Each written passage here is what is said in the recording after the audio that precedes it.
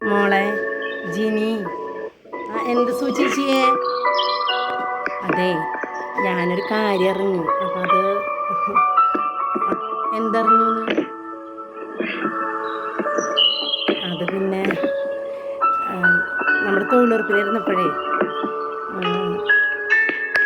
നമ്മുടെ സരസ്വതി അവള് പറയാ നിങ്ങളുടെ മോള് എന്നിട്ട് ഞങ്ങളുടെ യൂട്യൂബിൽ ചെയ്യണ്ടെന്ന്. അതിന് അവള് യൂട്യൂബിലിടുന്ന പരിപാടികൾ എന്ത് പരിപാടിയാണെന്ന് വിചാരിച്ചിട്ടാ? അത് ഈ ഓരോരോ ചെറിയ ചെറിയ കാര്യങ്ങൾ ആ കൊച്ചവിടെ ഇരുന്ന് ചെയ്യണതാ. അത് എന്താ പറയുക, എൻ്റർടൈൻമെൻറ്റ് കൊടുക്കണ ഒരു പരിപാടി. അതിനാണ് ഈ ആൾക്കാർ ഈ ആവശ്യമായിട്ട് പറഞ്ഞുണ്ടാക്കണം. ഈ നാട്ടുകാരുടെ ഒരു കാര്യങ്ങൾ ഇവർക്ക് വേറൊരു പണിയില്ലേ? ചോദിച്ചിട്ടുണ്ട് ആ കാര്യങ്ങളൊക്കെ. അല്ലെങ്കിൽ പോയി ചോദിക്കും.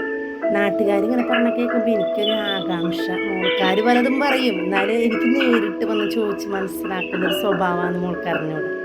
അതുകൊണ്ട് ചോദിച്ചതാണ്. പിന്നെ ആൾക്കാർക്ക് ആകാംക്ഷിക്കാലോ, ചേച്ചിക്കും ആകാംക്ഷിക്കാം.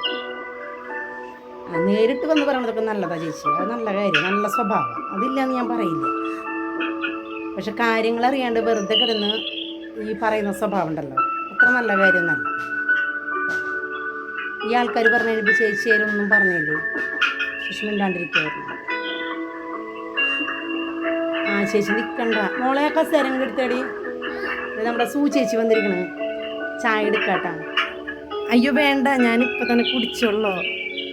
അയ്യോ കസേരയിലൊന്നും ഞാൻ ഇരിക്കണില്ല മോളെ. ഞാനേ മോൻ പോയി കഴിഞ്ഞപ്പോഴേ പിന്നെ മോൻ പറഞ്ഞു, എന്നിട്ടാ ഈ ഫോണിൽ മോൾ എന്തൊക്കെയോ ചെയ്ത് കൂട്ടുന്നുണ്ട്, ആൾക്കാർ മുഴുവൻ പറയുക ഷാപ്പിലും.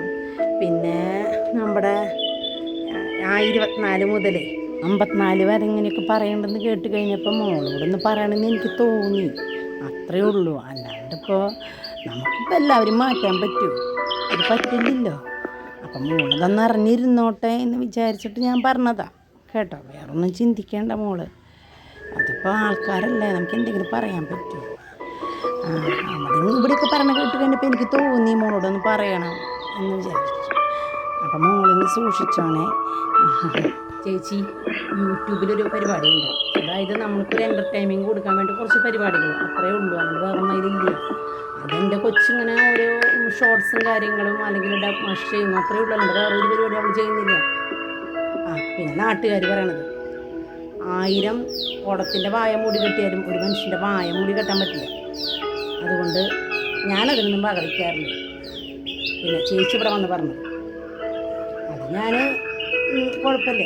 കാരണം ചേച്ചിക്ക് അങ്ങനെ ഒരു മനസ്സാക്ഷി തോന്നുന്നതുകൊണ്ടല്ല ചേച്ചി എൻ്റെ അടുത്ത് പറഞ്ഞത്. നേരിട്ട് വന്നതിന് ചോദിച്ചിരുന്ന നല്ല കാര്യം. പിന്നെ എൻ്റെ മോളെ സൂക്ഷിക്കേണ്ട കാര്യം അതെനിക്ക് നന്നായിട്ട് സൂക്ഷിക്കാറ് കേട്ടോ. കുറിയുന്ന സ്വഭാവം ഉണ്ടല്ലോ, അത്ര നല്ല കാര്യം നല്ല പിള്ളേരല്ലേ. കാരണം അവർക്ക് തോന്നും, എന്താ പറയുക, നമ്മളെന്തെങ്കിലും പറയാൻ ചെന്നതിൻ്റെ പിള്ളേർ തറുതല പറയല്ലേ. അപ്പം ഞാൻ വിചാരിച്ചു അത് അവരെ കൊണ്ടൊന്നും പറയിപ്പിക്കണ്ട, ഞാനങ്ങ് വന്ന് മോളുടെ അടുത്ത് പറയുകയാണെങ്കിൽ കുഴപ്പമില്ലല്ലോ എന്ന് വിചാരിച്ചിട്ട്. ചേച്ചിക്ക് മോളോട് ഇഷ്ടം കൊണ്ട് വന്ന് പറയണതാ. നാട്ടുകാരല്ലേ തൊഴിലുറപ്പിന് ഇരിക്കുന്ന സമയത്ത് എന്തൊട്ടൊക്കെ അവർ പാടണം ചോദിച്ചു കഴിഞ്ഞ് കഴിഞ്ഞാൽ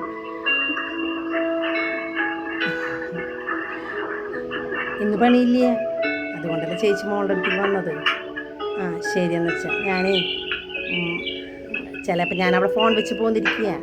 അപ്പം അതുകൊണ്ട് ഫോൺ മോൻ വിളിച്ചാലേ അറിയില്ലല്ലോ. അപ്പം ഞാൻ പോവാണേ. മോളെ സൂക്ഷിച്ചോണം കേട്ടോ. അവളെന്തിരിക്ക് ചെയ്യണമെന്ന് നമുക്ക് പറയാൻ പറ്റില്ല.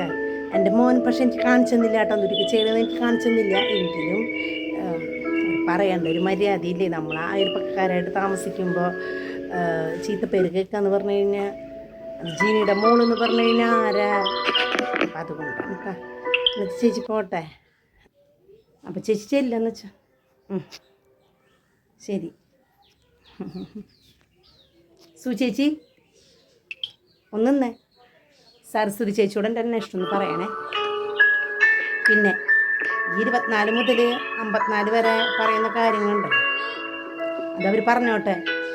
അതുകൊണ്ട് ഞങ്ങൾക്ക് കുറവൊന്നുമില്ല. എനിക്ക് കൂടുതൽ ഉന്മേഷം കിട്ടുക ഇങ്ങനെ പറയുമ്പോഴാണ്. ശരി ചേച്ചി, ശരി.